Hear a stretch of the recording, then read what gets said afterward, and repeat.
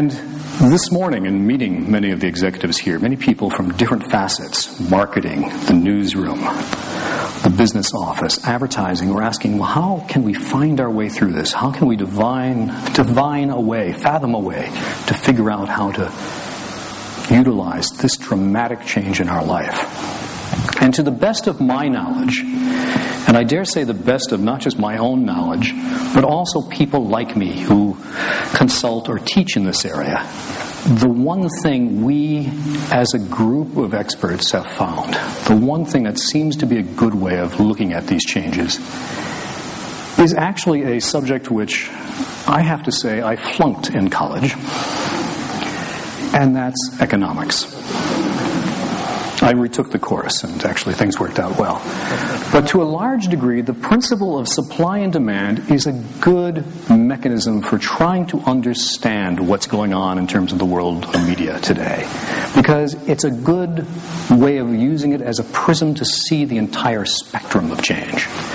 And this word spectrum, I think, is important because there are many facets, many different colors of this change that are going on. In fact, there's many parts of it that we haven't actually begun to see. It's almost like infrared or ultraviolet light, where we can't quite discern it, but it has a profound effect on our life, particularly if you've ever been sunburned.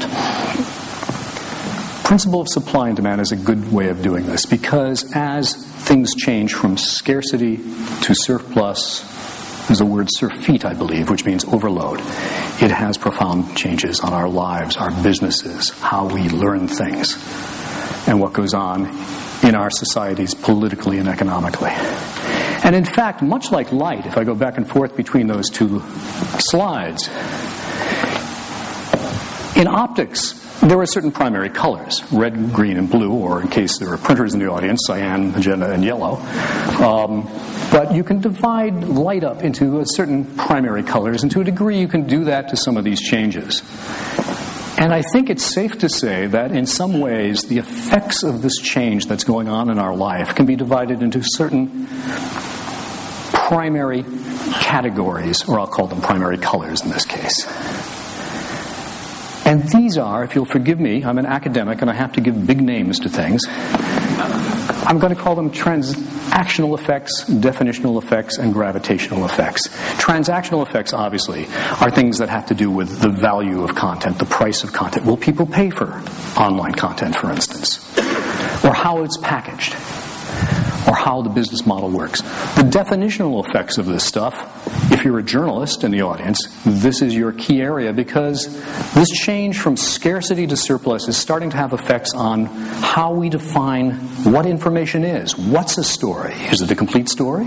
Is it a right to go with something incomplete? Do people want information that's only piecemeal? Do they want it in high quality, low quality? How people consume information has changed because of this change from scarcity to surplus. When I showed the slide a little earlier talking about a change from people consuming things from analog to digital, one of the problems many of the companies I deal with, and I made this mistake myself, is that we initially thought in the 90s that if we just simply take the content we have traditionally provided as media companies and put that online, in other words in digital format, we'll be fine. But what we found is people are consuming in different ways. They're consuming things in digital, but they're consuming things in digital that are different than what they consumed in traditional media. It's changed how they consume. So this area, which I'll get into if you'll just forgive me in a few minutes, is for you if you're a journalist or an editor. And then gravitational effects, that might seem a little mysterious, but going along with my example there from the movie of 2001, this is a somewhat esoteric field, but this area, gravitational effects, which I'll explain why I use that term, are the most profound, and I think if you'll forgive me, I'm going to actually lead off with that in describing these three effects. Because what happens when people have access to that information? I don't know, the first time you ever actually went online or got broadband, it probably changed how you consume media. I remember it's like, whoa, I got access to all this, and look at that, I can find this. It actually almost gave me almost a weightless feeling to a large degree. But what has happened is that as we've moved from a world where you had access to only a few TV stations, a few newspapers, and, a few magazines, to this whole cornucopia of information, is it's only natural that people tend to gravitate towards those sources of information that matches their interests.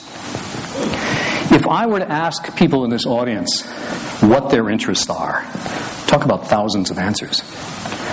You know, each of us here in this room, we probably have a few common interests.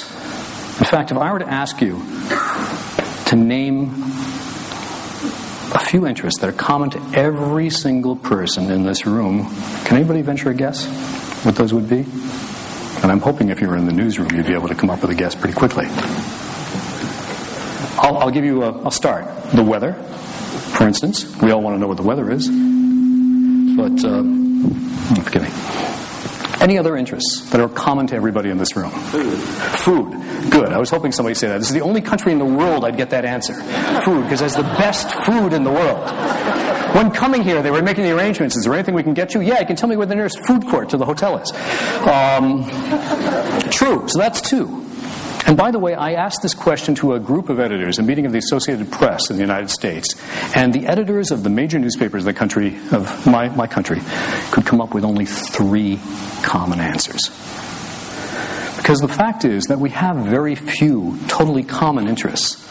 There are certain group interests. For instance, there might be a number of fans of a particular cricket team here, or fans of a particular fashion designer, or people have a common hobby or common interest. There are group interests. But each and every one of you here has specific interests that probably no one else in this room might share. You know, the 500, 600 people on here. Each person has dozens, scores, maybe hundreds of specific hobbies or interests or favorite authors or favorite readings, things of this sort. And it's that mix of the few common interests, the group interests, and these individual interests, that unique mix that makes us individuals. And what happens when we have access now to 250 million websites, hundreds of TV channels, hundreds or thousands of magazines, is we naturally tend to pick and choose and go find the things that match our interests. It's just human interest. It's the way naturally people will behave in that case. Here's a quote. Forgive me, it's a little bit long for a PowerPoint slide, but from Peter Horrocks, the director of worldwide services at a small little media company known as the British Broadcasting Corporation, the world's largest media company, who points out last year that most media companies assume that our package of information, be it the Straits Times or the New York Times, would satisfy every interest. But the fact is, people who have access to all this information are now looking at the internet, cable, magazine, everything as one giant package that they have. And they're picking and choosing from all these various sources. Even Peter Horrocks here, who goes to various sites for various types of information. So it's profoundly changed how we use information. And indeed, actually, before going to that slide, how many of you each day will use a search engine? You know, right.